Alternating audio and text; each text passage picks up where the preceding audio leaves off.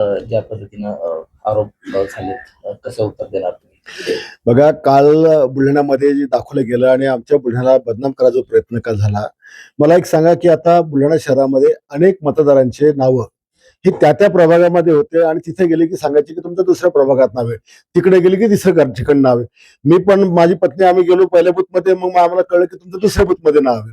हा सगळा जो निवडणूक मतदार यादीमध्ये घोळ होता, याच्यामुळे काल जो मुलगा तिथे आला होता तो, त्याचं नाव दुसरीकडे होतं, पण त्याला कोणी सांगितलं तो या मतदार यादीमध्ये नाव आहे.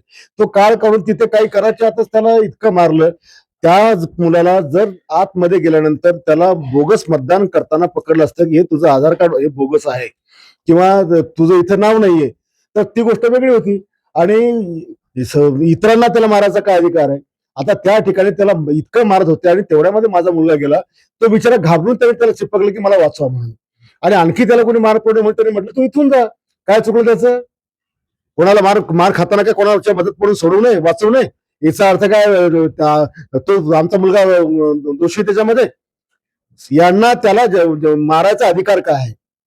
त्याला आतमध्ये जर तो बोगस असता, अधिकाऱ्यांना सांगायचं असतं हे तुझं ओळखपत्र बोगस आहे, तुझं नाव वेगळं, चेहरा वेगळा आहे आणि त्यांनी पोलिसात ताब्यात द्यायचं असतं, असं असतं. तर पण एवढा बोंबाटा त्या ठिकाणी केला गेला आणि दिवसभर एसपी डीवायएसपी, बाहेरच्या तालुक्यातले पोलीस, अरे हे आमचं बुलढाण्याचं सुशिक्षित शहर आहे.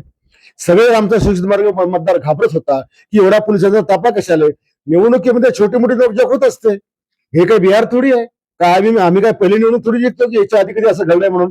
पण माया बीजेपीचा जो उमेदवार होता, उपरा उमेदवार, यांनी इतका त्या सीएमओ ऑफिसला फोन करून त्रास दिला की आमचं बुलढाणा बिहार चालू आहे, अमुक चालू आहे. त्याला माहिती आहे त्याचं डिपॉझिट जाणार आहे म्हणून, आणि म्हणून त्याचा तळफाट चालू होता आणि सीएमओ ऑफिस त्याला बळी पडत होतं आणि सारखं पोलिसांना पळवायचं. पण या जी दहशत बुलढाण्यामध्ये पोलिसांची लोकांनी पाहिली, बुलढाणेकरांनी पाहिली, हे बुलढाणेकरांना काही पटलेलं नाहीये, आम्हालाही पटलेलं नाही. मी एसपीला बोललो हे काही तुमचं बरोबर नाही म्हणून. अशा पद्धतीनं दहशत पोलिसांची निर्माण करणं आणि सगळीकडे व्यवस्थित चाललं होतं. जर समजा काही बोगस चाललं तर तिथे आमचे एजंट होते पकडणारे, सगळ्या पक्षाचे अधिकारी होते. ही पद्धत नाहीये. पण